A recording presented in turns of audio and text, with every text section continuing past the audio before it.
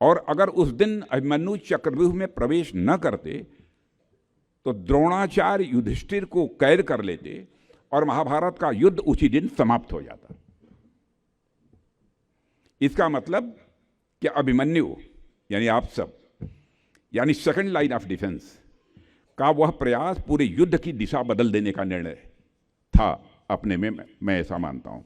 अब यहां मैं एक बहुत महत्वपूर्ण बात समझाने मैं समझता हूं समझने की है कि आज के समय में आप लोग और खासकर आप सभी एनसीसी कैडेट्स इस देश के वही सेकंड लाइन ऑफ डिफेंस है।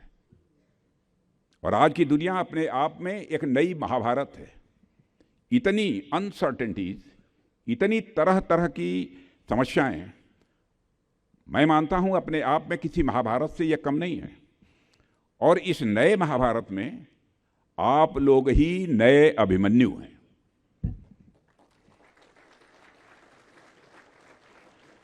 और आप सबके अंदर, बच्चों मैं कह सकता हूं, वही साहस है, वही समझ है और वही जिम्मेदारी है जो मैं महसूस करता हूं।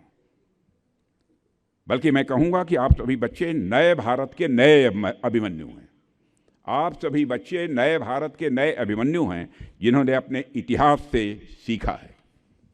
और मुझे विश्वास है कि आप जैसे भारत के नए अभिमन्यु किसी भी प्रकार के चक्रव्यूह में प्रवेश करना भी जानते हैं और उनसे विजयी होकर बाहर निकलना भी जानते हैं।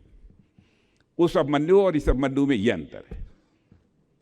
साथियों, जब मैं आज के युग को महाभारत कह रहा हूं, इसे मैं कोई बहुत बढ़ा चढ़ाकर बोलने की कोशिश नहीं कर रहा हूं।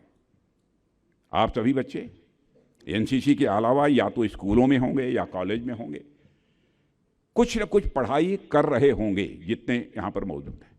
और उसमें आप देश दुनिया की खबरों के बारे में भी जानकारी टेलीविज़न के माध्यम से, अन्य माध्यमों से रखते ही होंगे कि दुनिया में इस समय क्या चल रहा है। जैसा कि मैंने अभी कहा कि किस तरह दुनिया इस समय अनसर्टेनिटीज़ के दौर से गुजर रही है। इतनी अनसर्टेनिटीज़ हमारे आसपास फैली हुई है कि कब किस मोर्चे पर क्या हो जाए कुछ कहा नहीं जा सकता।